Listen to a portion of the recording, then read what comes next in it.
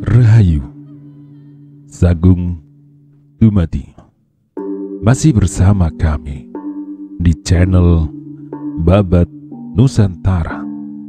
Pada kesempatan kali ini akan melanjutkan cerita Krisnoko Sosro Sabu Inten bagian ke-22. Tetapi setelah agak jauh mereka menyusup, yang mereka temui hanyalah bekas luka pada pokok sebuah pohon raksasa. Meskipun mereka hanya menemui bekasnya saja, namun telah cukup menggetarkan hati mereka. Sebab menurut pendengaran mereka, waktu Ki Ageng Pandan Alas menebang pohon itu hanyalah sebentar saja. Sedang yang mereka lihat bekasnya adalah luar biasa.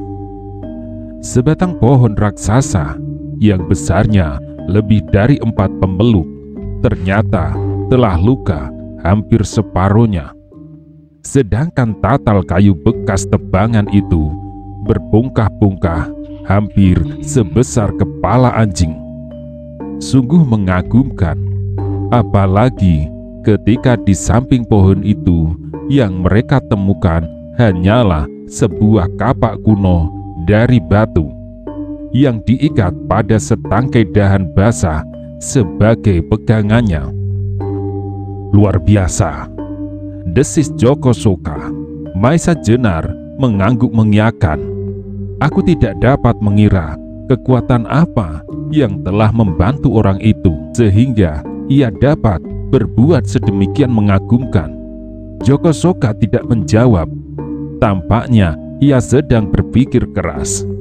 Akhirnya setelah dipertimbangkan bolak-balik, ia mengambil keputusan untuk meninggalkan tempat itu serta mengurungkan maksudnya menculik gadis yang memiliki keris sigar penjalin milik Ki Ageng Pandan Alas. Maisa Jenar, ternyata aku salah duga kepadamu. Karena itu, baiklah, kali ini aku mengaku kalah dan mengurungkan niatku menculik gadis cantik itu.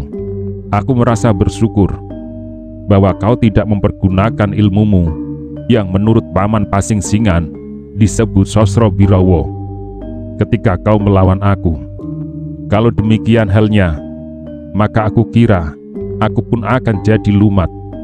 Juga benar apa yang dikatakan oleh Lowoiju, bahwa Pandan Alas benar-benar berada di segala tempat. Sekarang baiklah, aku pergi dulu. Sampai lain kali, kata Joko Soka kepada Maisa Jenar.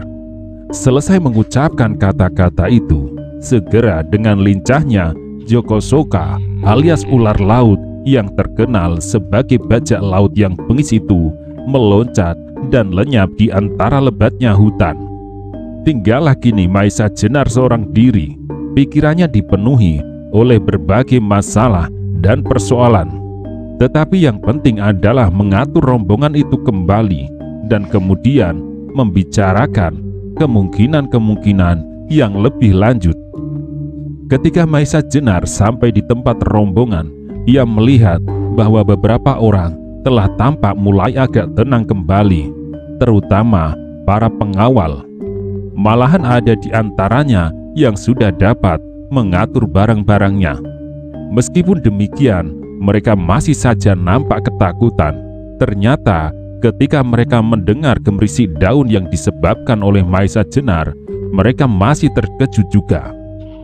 Tetapi ketika mereka melihat bahwa yang datang adalah Maisa Jenar, perasaan mereka nampak lega. Malahan ada yang berlari-lari menyambut dan langsung berjongkok dan menyembahnya, terutama sepasang suami istri yang telah minta kepadanya untuk membawakan bebannya. Kedua orang itu menyembah sambil menangis minta diampuni. Segera Maisa Jenar pun menenangkan mereka, serta segera minta agar para pengawal menyalakan api. Sebentar kemudian beberapa orang telah mengumpulkan kayu, serta apinya pun segera dinyalakan. Mereka, seluruh anggota rombongan, telah duduk mengelilingi api yang menyala-nyala dan menjilat-jilat ke udara. Daun-daun di atas nyala api itu bergerak seperti menggapai-gapai kepanasan. Malam pun segera turun dengan cepatnya. Pepohonan serta dedaunan nampak seperti diselimuti warna yang hitam kelam. Di sana-sini mulai terdengar kembali suara binatang-binatang malam. Pada wajah-wajah dikelilingi api itu masih menggores rasa cemas dan takut. Kejadian-kejadian siang tadi sangat berkesan di hati mereka. Pertarungan-pertarungan dahsyat dan kejadian-kejadian yang aneh terjadi berturut-turut seperti peristiwa-peristiwa dalam mimpi yang menakutkan. Terutama gadis cantik yang hampir-hampir saja menjadi sumber bencana. Ia masih saja merasa bahwa dirinya bersalah, sehingga rombongan itu pun mengalami kekacauan. Ia bahkan hampir dimusnahkan kalau tidak secara kebetulan ada seorang perkasa yang melindunginya. Karena itu, ia masih saja belum berani memandang wajah-wajah kawan seperjalanannya. Seenak kemudian, kesepian itu dipecahkan oleh Maisa Jenar yang berkata kepada orang-orang dalam rombongan itu, "Kawan-kawan, bahaya tidak lagi bakal datang, setidaknya malam ini. Karena itu, tenangkanlah dan beristirahatlah. Aku kira kalian sehari penuh masih belum juga makan. Sekarang kesempatan itu ada. Sesudah itu kalian bisa tidur nyenyak seperti tadi malam." Mendengar kata-kata Maisa Jenar itu, mereka serentak diperingatkan oleh rasa lapar yang semula tak dihiraukan. Segera di antara mereka membuka bekal-bekal mereka. Tetapi tidak sedikit di antara anggota rombongan itu yang sudah tidak punya rasa lapar lagi. Juga sesudah itu, tak seorang pun yang dapat merasa kantuk. Sejenak kemudian, mulailah Maisa Jenar berunding dengan para pengawal tentang bagaimana baiknya rombongan tersebut. Menurut pendapat Maisa Jenar, sebaiknya rombongan itu tidak meneruskan perjalanan. Sebab kalau pada langkah pertamanya mereka sudah menemui kesulitan, kelanjutannya pun akan tidak menguntungkan. Kemungkinan-kemungkinan yang tak menguntungkan adalah banyak sekali. Loa Ijo terang bahwa ia tidak berdiri sendiri. Ia adalah seorang pemimpin dari sebuah gerombolan yang cukup besar. Hanya sekarang gerombolan itu seakan-akan sedang dibekukan. Tetapi kalau sampai mereka mendengar bahwa kepala mereka dilukai, mereka pasti tidak akan tinggal diam. Karena itu, selagi masih ada waktu, sebaiknya rombongan itu besok pagi berangkat kembali ke tempat semula. Tak seorang pun di antara mereka yang dapat menolak pendapat ini. Memang, pada umumnya mereka telah dihinggapi perasaan takut yang luar biasa. Untunglah bahwa pada saat itu datang Maisa Jenar menolong mereka. Kalau tidak, mereka pasti sudah jadi bangkai. Tetapi dalam suasana yang demikian, mendadak gadis cantik yang merasa dirinya bersalah berkata kepada Maisa Jenar, "Tuan, aku terpaksa tidak dapat menerima saran Tuan untuk kembali. Sebab aku memang tidak punya tempat untuk kembali. Tetapi aku juga tidak dapat memaksa rombongan ini berjalan terus. Karena itu, baiklah kalau rombongan ini berjalan kembali dengan para pengawal. Aku akan berjalan sendiri, melanjutkan perjalanan ke Pliridan. Hanya sebagai bekal perjalanan, aku minta kerisku tadi dikembalikan kepadaku. Sebab kalau aku bertemu seperti pemuda yang akan menculik aku, sebaiknya lah kalau aku bunuh diri." Gadis itu mengucapkan kata-kata dengan mata sayu, diwarnai oleh hatinya yang putus asa. Ia merasa tidak berhak lagi berkumpul dengan orang-orang serombongannya, sebab ia telah merasa berbuat kesalahan yang tak termaafkan. Maisa Jenar dan beberapa orang tampak mengerutkan keningnya. Memang dalam keadaan terjepit, ada di antara mereka yang sampai hati mengumpati gadis itu. Tetapi dalam keadaan yang demikian, timbul pula lah perasaan iba terhadapnya. Gadis itu menundukkan kepalanya semakin dalam. Matanya yang bulat nampak mengambang air mata yang ditahan sekuat-kuatnya. Tak ada jalan buat kembali, ujarnya lirih. Dalam kata-kata itu ternyata bahwa ada sesuatu rahasia yang menyelubungi diri gadis itu. Tiba-tiba Maisa Jenar ingin mengetahui lebih banyak lagi tentang diri gadis itu yang sampai saat ini masih belum dikenal namanya. Siapakah sebenarnya kau ini? Serta apakah hubunganmu dengan Ki Ageng Pandan Alas? Tanya Maisa Jenar kemudian. Gadis itu mengangkat mukanya sedikit, lalu menjawabnya.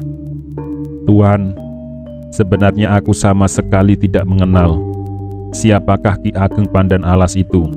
Kalau aku memiliki keris yang Tuan hubungkan dengan nama Pandan Alas adalah di luar pengetahuanku. Aku menerima keris itu dari almarhum ibuku, sedangkan ibu menerimanya dari kakek, seorang petani miskin yang sedang merantau mencari daerah baru.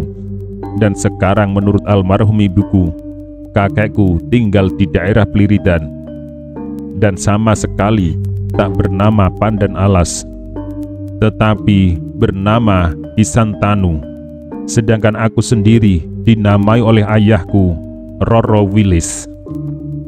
Maisa Jenar mendengar jawaban gadis yang bernama Roro Wilis itu dengan seksama. Pengakuannya bahwa ia sama sekali tak mengenal Ki Ageng Pandan Alas semakin menarik perhatian Maisa Jenar. Mendadak berkilatlah dalam hatinya suatu keinginan untuk mengetahui rahasia yang menyelubungi gadis itu. Sehingga berkatalah Maisa Jenar, "Bapak-bapak para pengawal, serta saudara-saudara yang dapat memenuhi kehendak kalian, sebaiknya kalian kembali dengan para pengawal. Mungkin tak akan banyak menemui halangan. Sedangkan gadis ini yang bersikeras hendak melanjutkan perjalanan dan menemui kakeknya, biarlah aku yang antarkan saja. Sebab perjalanan ke Pliridan bukanlah suatu pekerjaan yang ringan." Mendengar kata-kata Maisa Jenar itu, melonjaklah kegirangan di hati Roro Wilis. Tiba-tiba matanya yang berkaca-kaca itu jadi berkilat-kilat. Tetapi sebentar kemudian kembali perasaan kegadisannya menguasai dirinya, sehingga wajahnya jadi kemerah-merahan serta kembali ia menundukkan mukanya. Maisa Jenar pun menangkap perubahan wajah Roro Wilis dan tidak disadarinya hatinya pun bergoncang. Sebaliknya beberapa orang lain menjadi kecewa mendengar keputusan Maisa Jenar untuk tidak menyertai mereka kembali. Sebab bersama-sama dengan Maisa Jenar, mereka semua merasa bahwa keamanan mereka terjamin.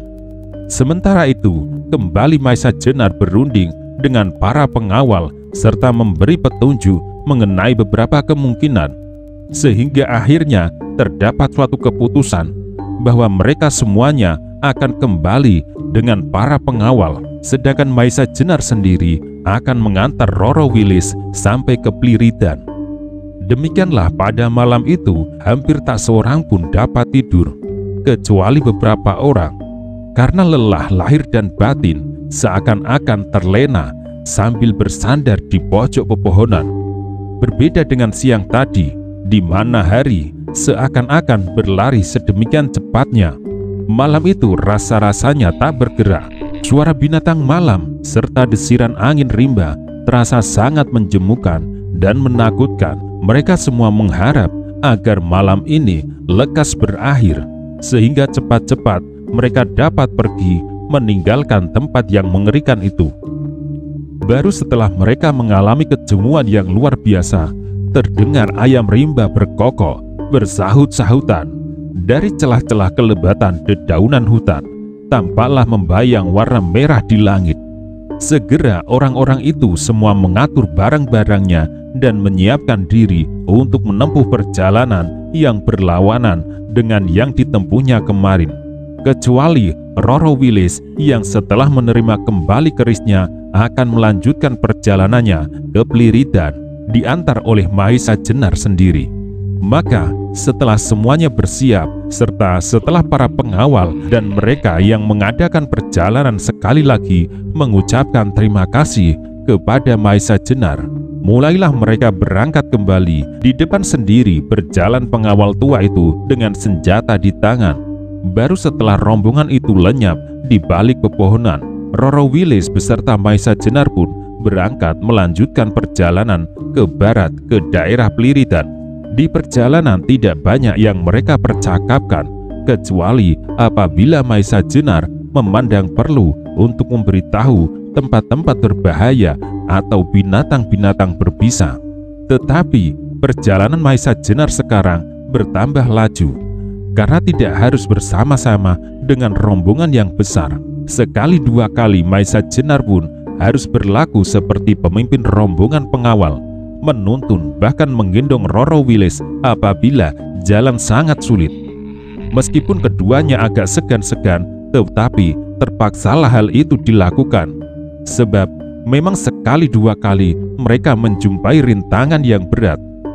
Demikianlah mereka berjalan terus, seakan-akan tak mengenal lelah. Bagi Roro Wilis, perjalanan ini meskipun melewati daerah hutan yang tak kalah liarnya dengan yang ditempuh kemarin, tetapi rasanya tidak begitu berat. Bahkan setelah lebih dari setengah hari ia berjalan, sama sekali tak terasa lelah olehnya, haus ataupun lapar. Perjalanan yang begitu sulit itu bagaikan sebuah tamasya di antara kehijauan ladang serta keindahan taman. Gemersi daun kering yang dilemparkan oleh angin terdengar merdu. Roro Wilis sendiri tidak begitu menyadari kenapa hatinya menjadi sedemikian bening dan cerah. Tidak banyak hal yang mereka temui di perjalanan. Ketika malam datang, mereka beristirahat di bawah sebuah pohon yang cukup besar. Setelah rumput-rumput liar di bawah pohon itu dibersihkan, segera Roro Wilis merentangkan tikarnya, sedangkan Maesa Jenar mengumpulkan kayu dan kemudian menyalakan api. Malam itu pun dilampauinya dengan tak ada suatu yang terjadi. Pagi-pagi setelah mereka mempersiapkan diri, segera perjalanannya pun dilanjutkan. Perjalanan itu masih harus melampaui satu malam lagi. Maka pada hari ketiga itu, Roro Wilis serta Maesa Jenar menempuh perjalanan yang terakhir untuk mencapai daerah Pliridan. Matahari telah miring ke barat. Hutan Tambak Boyo semakin lama semakin bertambah tipis. Pepohonan tidak lagi selebat dan seliar seperti daerah pedalaman. Sementara itu terasa debaran jantung yang aneh dalam dada Roro Wilis. Telah lebih 10 tahun ia tak berjumpa dengan kakeknya. Sekarang ia ingin mencarinya di daerah yang tak dikenalnya. Sebentar kemudian mereka telah sampai pada perbatasan hutan. Di depan mereka tinggallah beberapa gerumbul kecil yang tidak begitu berarti. Inilah daerah Pliridan, gumam Maesa Jenar hampir kepada dirinya sendiri. Mendengar ucapan Maesa Jenar, Roro Wilis yang berjalan di depan jadi berhenti. Beberapa macam perasaan bercampur aduk di otaknya. Sekali ia menarik nafas panjang, alangkah lega hatinya setelah hutan yang lebat itu dapat dilewatinya. Tetapi sementara itu, lalu kemana ia mesti pergi? Sekali dua kali ia menoleh kepada Maesa Jenar. Wajahnya yang cerah itu menjadi agak suram oleh kebimbangan hatinya. Maesa Jenar dapat menangkap perasaan Roro Wilis. Roro Wilis, dapatkah kau menunjukkan di daerah manakah kira-kira kakekmu tinggal? Tanya Maesa Jenar. Roro Wilis menggelengkan kepalanya. Memang ia sama sekali tak mengerti arah tempat tinggal kakeknya. Ia hanya mendengar bahwa kakeknya itu tinggal di daerah Pliridan. Maesa Jenar juga menjadi agak bimbang. Ia beberapa tahun yang lalu pernah mengenal daerah ini, tetapi apa yang dilihatnya sekarang ternyata mengalami banyak perubahan. Tuan, kata Roro Wilis dengan penuh keraguan-raguan, aku sama sekali tidak membayangkan kalau demikianlah keadaan daerah Pliridan. Menurut gambaran angan-anganku, Pliridan adalah sebuah desa yang dilingkungi oleh persawahan dan ladang.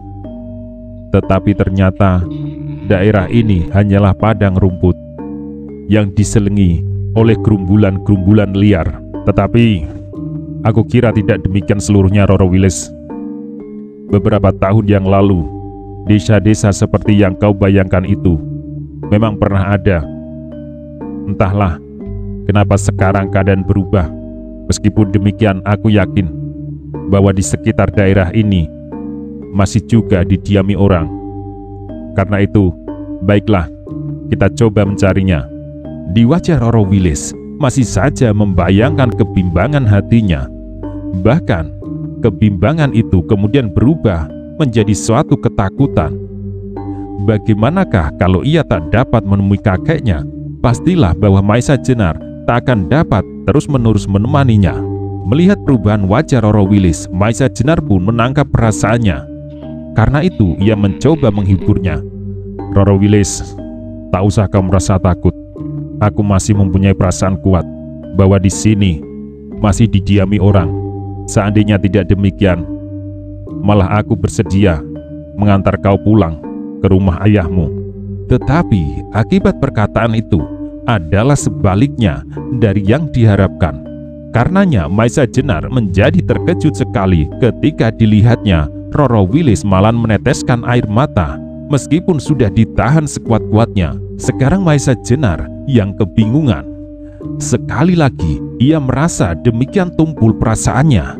Ia pernah mengalami suasana yang bersamaan, meskipun keadaannya berbeda, yaitu pada waktu ia berhadapan dengan Nyai Wirosobo. Pada saat itu ia juga menjadi kebingungan dan tidak mengerti apa yang harus dikerjakan. Sekarang Roro Wilis itu pun menangis di hadapannya tanpa sebab, justru pada saat ia berusaha untuk menghiburnya. Karena itu perasaannya menjadi tidak enak sekali. Tetapi setelah ia mempunyai sebuah pengalaman yang tak menyenangkan, ia tidak lagi mau menebak-nebak.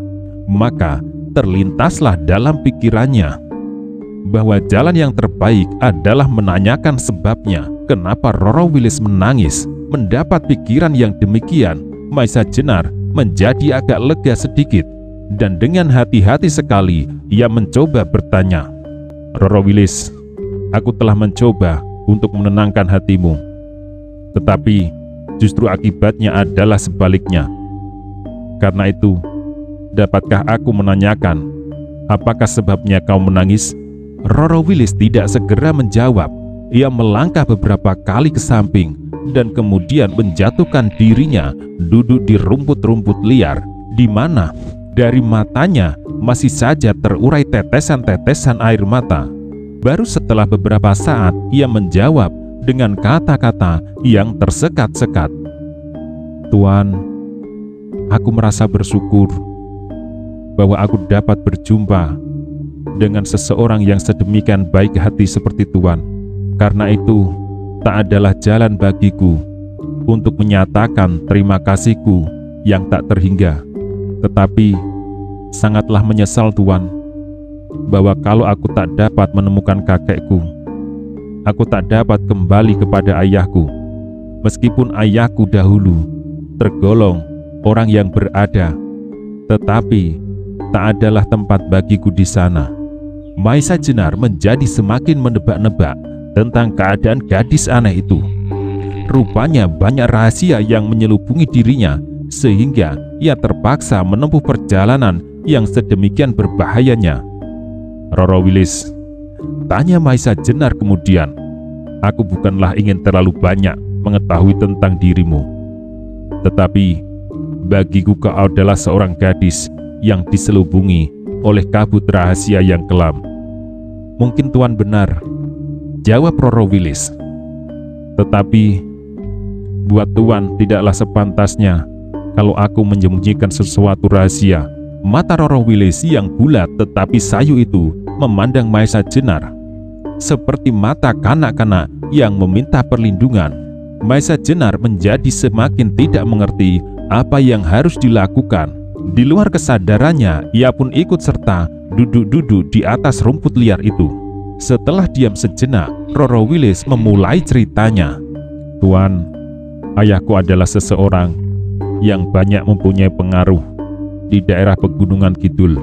Meskipun daerah itu tandus dan kering, tetapi ayahku mempunyai peternakan yang cukup sehingga dapatlah ia digolongkan orang berada. Tetapi ibuku adalah keturunan orang yang miskin. Kakekku merasa masih tinggal di Pegunungan Kidul. Tidaklah lebih baik dari seorang buruh yang bekerja dengan upah yang sangat kecil. Meskipun demikian, kakek termasuk orang yang tidak mau menjadi beban orang lain. 10 tahun yang lalu, kakek yang merasa kehidupannya semakin hari semakin sulit, terpaksa pergi meninggalkan kampung halaman. Memang, sebelum itu pun, kakek adalah seorang perantau. Mungkin ini disebabkan oleh kehidupannya yang sulit, sehingga pada saat-saat tertentu, yaitu pada saat paceklik, kakek pergi meninggalkan kampung untuk beberapa bulan. Tetapi, sejak 10 tahun lalu, kakek tidak kembali pulang. Roro Willis pun bercerita bahwa pada masa kanak-kanak, apabila kakek berada di rumah, selalu digendongnya kemana ia pergi. Kepergiannya tidak terlalu lama mempengaruhi perasaanku, sebab ayah dan ibuku selalu memanjakan aku. Tetapi akhir-akhir ini terjadi peristiwa-peristiwa yang merusak kehidupan damai itu. Beberapa tahun yang lalu, di kampung halamanku, datanglah seorang perempuan dari Bagelen. Kelakuannya tidaklah seperti lazimnya perempuan-perempuan di daerah kami. Di daerah kami banyak pendekar yang ternama, termasuk ayahku yang bernama Ki Panutan. Tetapi tidaklah biasa seorang perempuan jadi pendekar. Berbeda halnya dengan perempuan pendatang itu. Ternyata ia adalah seorang pendekar perempuan yang tidak diduga-duga. Ia pun telah dapat mengalahkan beberapa pendekar ternama di daerah kami. Roro Willis berhenti sejenak, alisnya tampak berkerut. Ia mencoba mengingatkan kembali peristiwa-peristiwa yang pernah berlalu.